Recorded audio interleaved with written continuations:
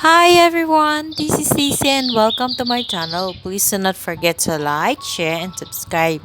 So for today's video, we are going to feature Carpetalo Mirine kasi it is one of the requests ng isa sa ating mga subscriber or viewer natin na si Miss Mary Jane Ramos. So hi Miss Mary Jane Ramos, this is your request already. So if you feature ko na yung Carpetalo Mirine and magbibigay din ako ng care tips and how do I propagate them. I hope you enjoyed this video. Thank you so much for always watching. For today's video, I'm going to talk to you about Graptopetalo mirini. Ito yung first pot natin, which is potted in a terracotta clay pot na ang pagka-stress color niya is purplish in color. So, ito ay located dito sa veranda area natin, which is a rain or shine area. So, direct sunlight morning and afternoon and direct rain showers din ang nakukuha niya pag umuulan. So, yung first tip na may bibigay ko sa inyo when you're potting your Rhaptopetalum mirini, just like all the other succulents and cacti, we have to pot it in a well-draining soil. So, ang soil mixture na ginagamit ko is 50% loam soil and 50% pumice stone. And I always add a little bit of Osmocote as fertilizer dun sa soil as well as to the succulents. This is the second pot of my Graptopetalum mirini. It is actually a propagation from the mother plant ko ng Graptopetalum mirini. As you can see, iba yung pagka-stress color niya. Parang nagpipitch siya. Yung first pot natin kanina is purplish in color. So, magkaiba siya kasi ito located din sa veranda area namin but it is partly shaded. So, morning sun lang yung nakukuha niya. Wala siyang afternoon sun. So, ganyan ang pagka-stress color niya. So, when it comes to watering naman ng Graptopetalum mirini, just like all the other succulents and cacti, you should water it when the soil is completely dry.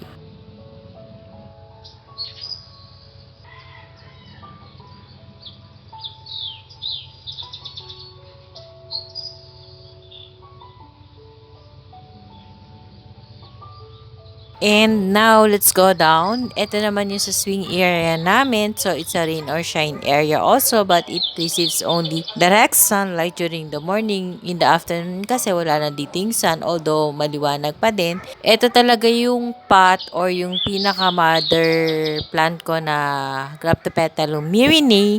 So, ayan siya. Yung some of the rosettes are purplish in color. Some are not. So, as you can see, it's very wet because katatapos lang ng ulan when I took this video. So, ganyan. Dito ako kumukuha ng cuttings for my arrangement, for my propagation. And it is potted in a white clay pot na napakalalim or marami siya talagang soil mix. So, hindi siya na-overwatered kasi well-draining yung soil mix na ginamit ko. Dito naman sa harap ng aming bahay, meron din tayong Graptopetalum mirini. Dito naman, afternoon sun ang nakukuha niya, pero hindi direct sunlight from the sun, partly shaded siya. So as you can see, hindi siya stress in color, it's only color green kasi katatapos lang din ng ulan and actually na-dehydrate kasi itong Graptopetalum mirini and I just water it a lot para makarecover siya agad.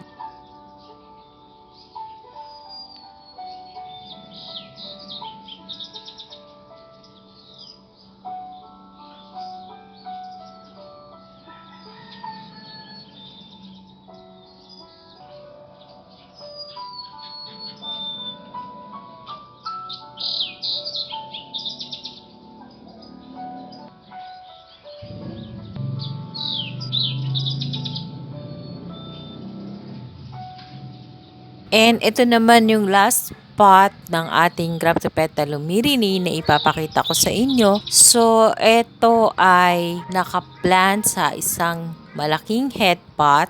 na ang soil mixture is still the same, yung usual na ginagamit ko. So, ganyan na ang itsura niya ngayon. So, very magulo, very lush. So, hindi ko na alam kung what direction ba yung pagtubo niya. So, nandito lang siya sa may garage area which is may bubong. So, morning sunlight lang yung nakukuha niya. Pero, nauulanan siya dito kasi nasa pinaka-edge siya nung aming garage area. So, pag umuulan, umaaraw, parang rain or shine din yung setup niya pero hindi ganun talaga na diretso kasi nga may bubong dito sa area na to, although nasisinagan pa rin siya ng direct sunlight. As you can see, iba pa rin yung stress color niya compared dun sa nasa veranda.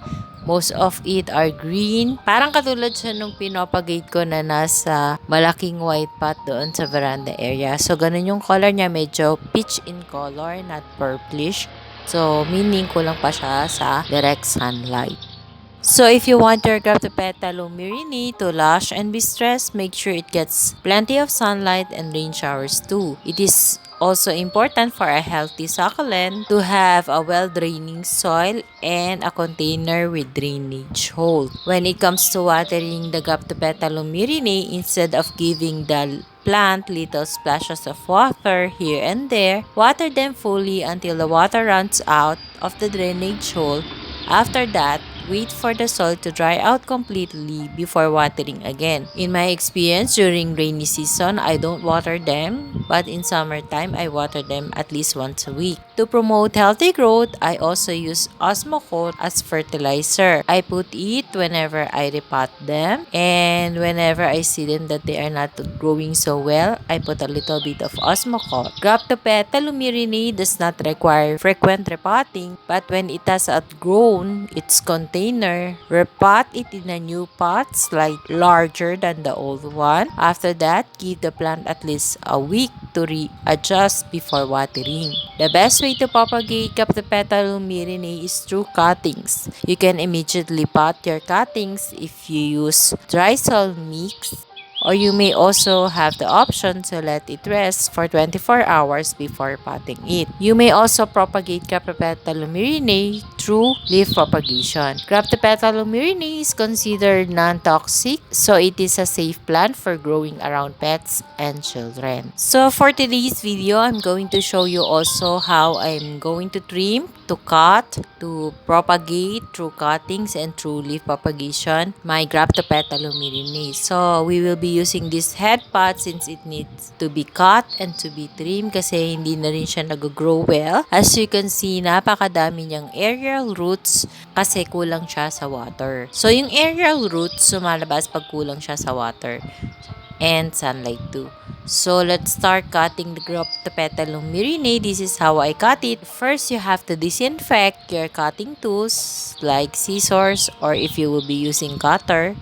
So, I will be trimming all the Graptopetalo Mirini, especially in the front side nung head pot kasi hindi na makita yung face nung ating head pot and it's very lush. In the lower part of the Graptopetalo Mirini nung head pot, hindi na siya ganun ka-compact kasi kulang na siya sa sunlight. So, it seems to be nag-etiolate or naging leggy siya, which is not good, or parang it is a sign na hindi na siya healthy. So, we really have to remove the aerial roots and trim this plant. So, ititrim ko to hanggang sa makita kong okay na siyang tignan. And then, we have to brush off lang yung dirt dun sa ating head pot. Actually, medyo tarnish na rin yung color nitong ating head pot and it is due for repainting already. But I don't have time yet to repaint it, maybe soon. So, let's trim also the back part and the side part. So, yung Graptopetalo Mirini is pinot ko dito sa head pot to serve as the hair. Grows well naman kahit na konti lang ang yung soil mix nito. Actually, maliit lang yung opening ng headpot na to and konti lang yung soil mix na ginamit ko dito. Yun nga sinabi ko sa inyo, yung soil mix na ginamit ko dito is 50% loam soil and 50% pumice soil, which is my usual potting mix. And then, I added Osmocote. So, whenever I see that this pot becomes dry or hindi na healthy Graptopetalo Mirini, I just put a little bit of Osmocote from time to time. So, it will be as lush as this. So after finishing trimming or cutting the Graptopetalum myrinae, I will put it back kung saan yung location niya dati.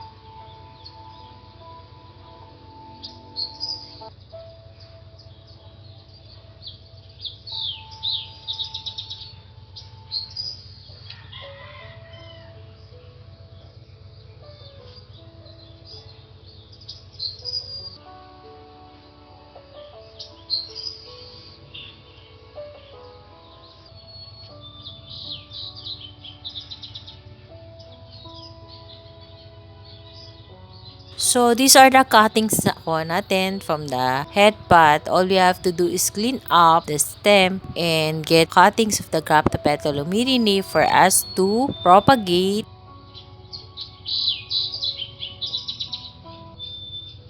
So, ganyan lang gagawin ko. Re-remove ko yung mga lower leaves. Iiwan ko lang yung pinaka upper part ng rosette ng Graptopetalum myrinae. So, madami-dami ito.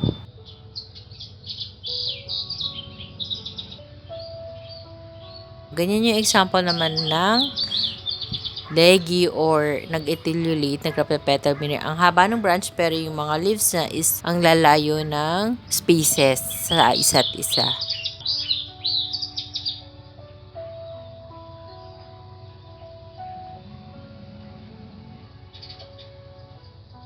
So, ipapakita ko sa inyo yung comparison. Itong una na mahaba stem na may roots, yan yung tinatawag na parang medyo matured na I'm pretty sure na magsusurvive when you pot it in a dry soil mix. Yung isa na maliit na cuttings is malambot pa yung stem niya. So, pag ganyan yung kinuha yung cuttings for propagation, medyo ano siya, 50-50 kung magsusurvive. Pero pag yung matured stem na medyo matigas na, yun, I'm pretty sure around 80% to 90% magsusurvive siya as long as you pot it in a dry soil mixture. So, ang gagawin ko lang, I have to get all the healthy ones and also some of the leaves so I can show you how I propagate it through cuttings and through leaf propagation. So, ikakat ko na yung video kasi masyadong mahaba yung video pag pinakita ko sa inyo kung paano ko panilinis itong half tray ng Graptopetalum myrinae. But I'm going to be back to show you how will I pot it.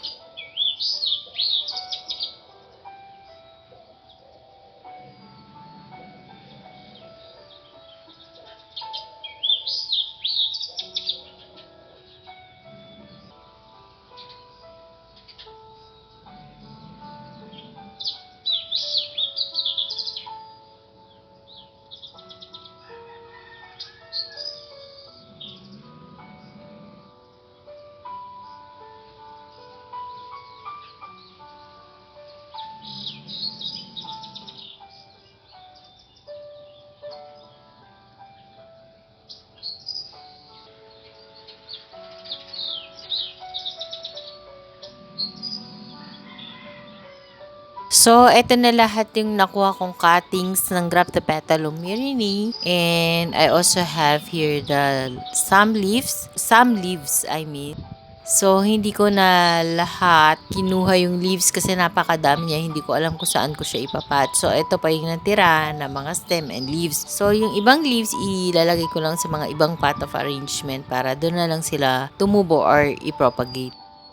We will be using two medium size ng white pot. This is actually a used pot. Then we're going to top it with Osmocote to promote growth kaagad dun sa ating propagation. So, ganyan lang yung leaf propagation. All you have to do is put all the leaves that you have gathered on top of the dry soil mixture. Ikakalat lang din. Ito naman ating mga cuttings is we just have to put it on top of the soil mixture. And make sure na dry yung soil mixture na gagamitin nyo. So, etong process na to is medyo matagal gawin kasi so if you want your pot to be large of Graptopetalum myrinae, kailangan siksikin nyo siya ng mga cuttings na kinuha nyo from the mother plant or from the trimmings na nakuha nyo sa inyong mga plant. So, ayan, pupunuin ko lang ito ng Graptopetalum myrinae as in sisiksikin ko siya. Parang ang kakalabasan nito is katulad nung nasa big white pot dun sa veranda area na ang stress color is somewhat peach in color.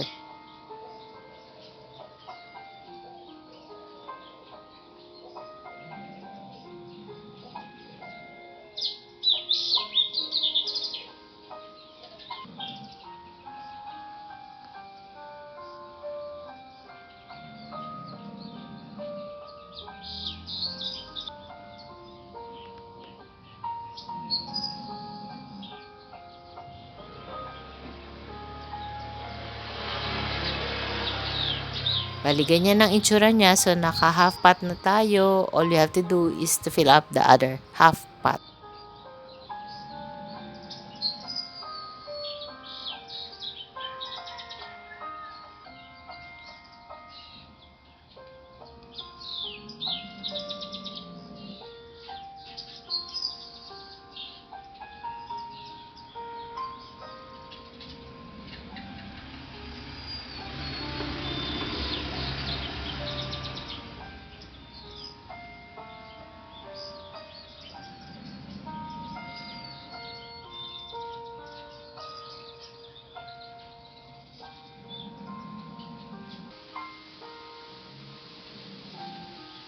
We're done! So, may natira pang konti. Huwag natin itapon. So, inilagay ko na lang dito sa may leaf propagation natin. So, after natin tong mailagay lahat, huwag natin ilalagay ito sa direct sunlight agad. We have to make sure na nasa bright shaded area lang siya, meaning may bubong in direct sunlight. So, for at least a month or 15 days. It depends kung nagkaroon ng root growth ka agad. After 15 days, stable na siya. You can expose it immediately to a rain or shine area. Pero if not, wala pa kayong nakikita or hindi pa nakakapit yung mga cuttings doon sa soil mix, mag-wait pa kayo ng another 15 days bago nyo ilagay sa rain or shine area. So, kahit maraming soil mix ang ginamit natin, as long as it is a drainable one, wala tayong magiging problema kasi hindi maarte ang Graptopetalomirinae. So, that's all I can share for today about Graptopetalomirinae. I hope you have learned something.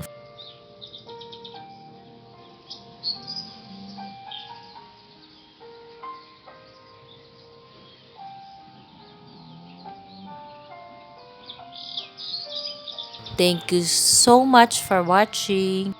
Please don't forget to subscribe and share my video to your family, friends, and relatives. Bye for now. See you on my next video. Bye. God bless us all.